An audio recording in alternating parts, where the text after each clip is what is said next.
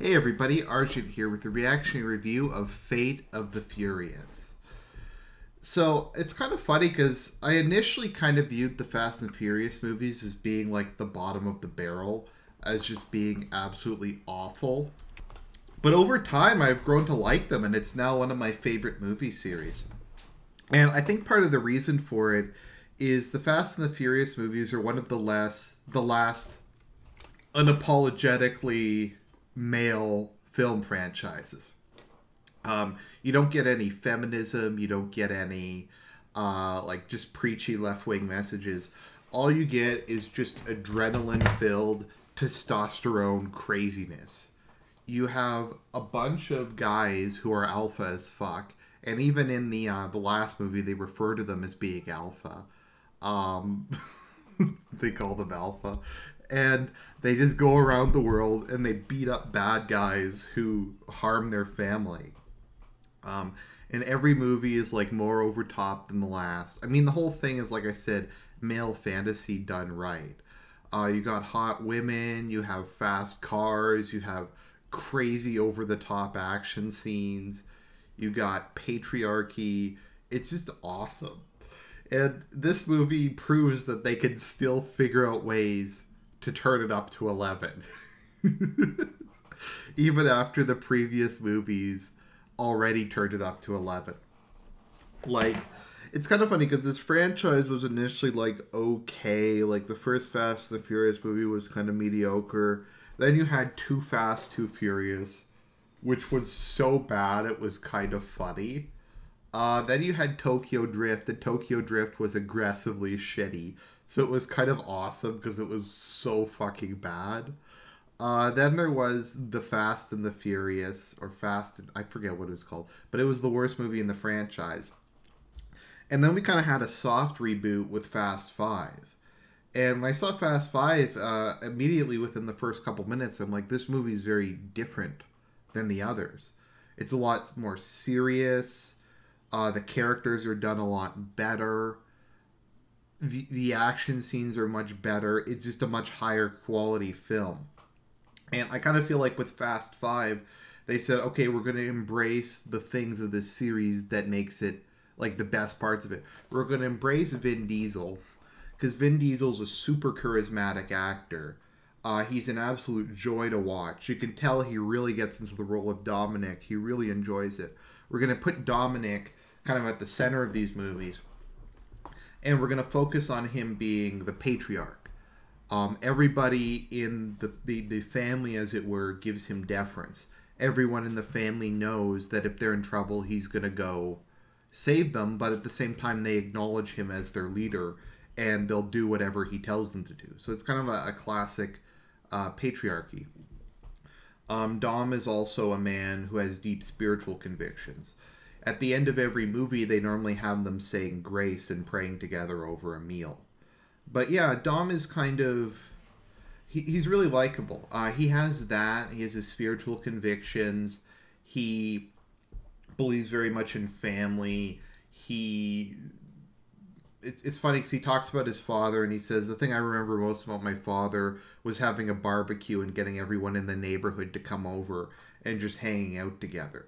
But he's the guy who will go anywhere in the world to save his family. And so he's good. They said, we're going to embrace the over-the-topness of these films.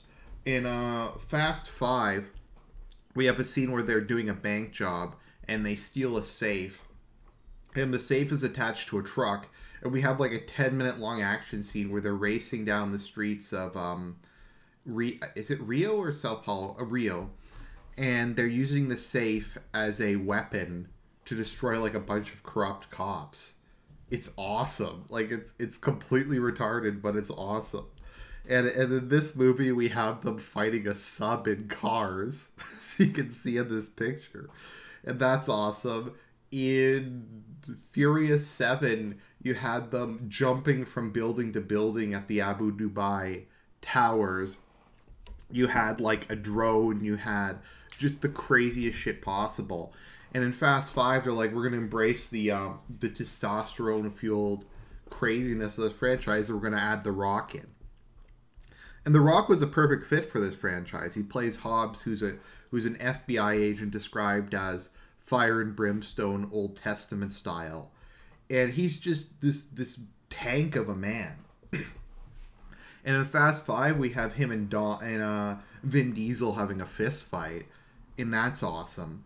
And he just, like in Furious 7, he double taps a drone. Like, he pulls out his Magnum and just shoots the drone. And he picks up the Gatling gun from the drone and starts using it. And I mean, it's so awesome. And as time went on, they're like, we need more alpha villains, so we're going to add in Jason Statham. And he's going to be the main villain. And he was just awesome as well. And it's just... I think the thing with the Fast and the Furious films, especially the later ones, is they're kind of infectious. Because there's some movies where you can tell the cast is just having a good time. That everybody involved in the movie, they like each other, they like being there. You can kind of tell in between scenes they're laughing and smiling. Guardians of the Galaxy, I think, was a good example of that. There's kind of a sense of just fun, and you can tell the actors aren't just there for a paycheck. They actually like what they're doing.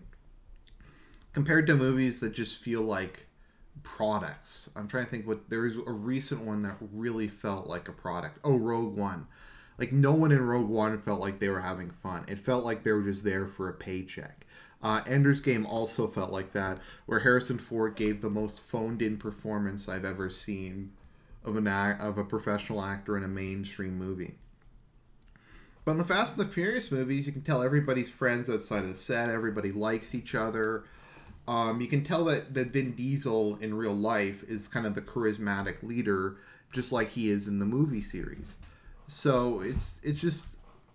I think if you take movies super seriously, you're probably not going to like the Fast and Furious movies.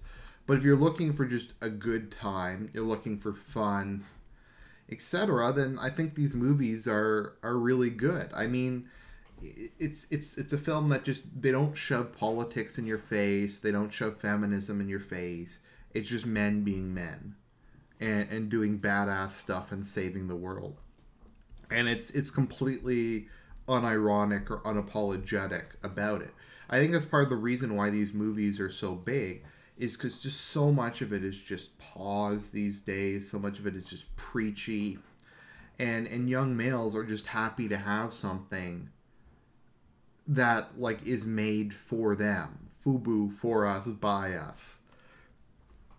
So Fate of the Furious, the plot is basically that it turns out, because in between Fast 5 and Furious 6, Dom and Elsa Pataki's character were briefly lovers. Elsa Pataki's husband had been killed by corrupt cops, and at that point in time, Dom thought his wife, Letty, was dead.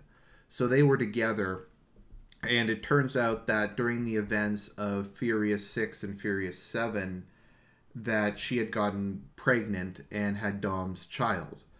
And Charlize Theron's character in between movies had kidnapped her and Dom's son and was holding them hostage. So in Furious, in the Fate of the Furious, Dom gets blackmailed by her to try and steal nuclear launch codes, EMP, etc. So Dom goes rogue, and the movie is his team trying to take him down and trying to figure out what happened, and Dom also trying to get his son out. So Charlize Theron manages to kill Elsa Pataki at one point, but in true Fast and the Furious fashion, Jason Statham stops being evil and becomes a good guy in this movie. And we have a lot of good scenes where him and The Rock have, like, trash talking. Like, they're both in jail together at one point, and they're just trash talking each other about how they're going to beat each other up once they get out of jail. And it turns out that Jason Statham's character was an SAS captain who got burned by his government, and that's why he became evil. So now he's just a good guy, and he's part of the team. It's kind of ridiculous, especially since they built him up as, like, this evil sociopath in the previous movie. But I'm not going to question it. Having another alpha as fuck badass on the team is always good. Like, they get him and his brother, who is the villain from Furious 6, to go up to what's her name? Charlize Theron's plane, shoot everybody there, and steal Dom's kid out. And we get like another fun action scene where Jason Statham puts headphones over the baby's head and is playing some like cutesy music, and the baby's just smiling and laughing while he's gunning down all the terrorists. So you got that. You have a scene where Charlize Theron activates the computers in like hundreds of cars and uses them as like automated weapons to destroy the Russian defense minister's convoy so she can steal the nuclear launch codes. You have a scene where they use a wrecking ball to take out like 20 cars. I mean, it's just crazy. It's just, like I said, it's testosterone-fueled adrenaline madness.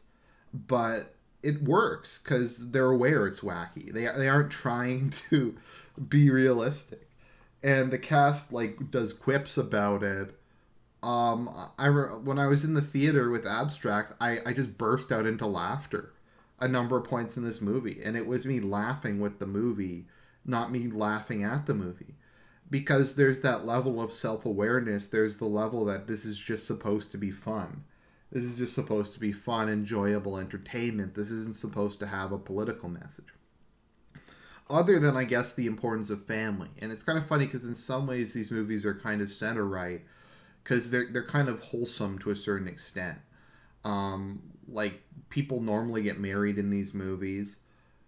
Having children is seen as a really good thing. Brian, aka Paul Walker's character, I know he's dead and that's why they can't have him back, but Dom says to him in Furious 7, the greatest thing you did and the thing I respect you most for was getting out and marrying my sister. So Brian kind of saw his ultimate goal as getting out of the criminal scene, marrying Mia and having a family with her, and they have 2 kids together. So yeah, so that's kind of seen as the ultimate goal. And then Dom and Letty want to have children together, and they kind of see that as their thing, to have a kind of a traditional family structure. And it's kind of funny, and there's always kind of spiritual aspects to it. Dom always wears a cross, and it's not just a fashion statement. And like I said, they always end it by having a barbecue together, and they always say grace together. So it's just a lot of fun. Like I said, it's just, you don't see films like this that often anymore, that are just male entertainment done for the sake of male entertainment. So I have to say, go see Fate of the Furious. It's a ton of fun.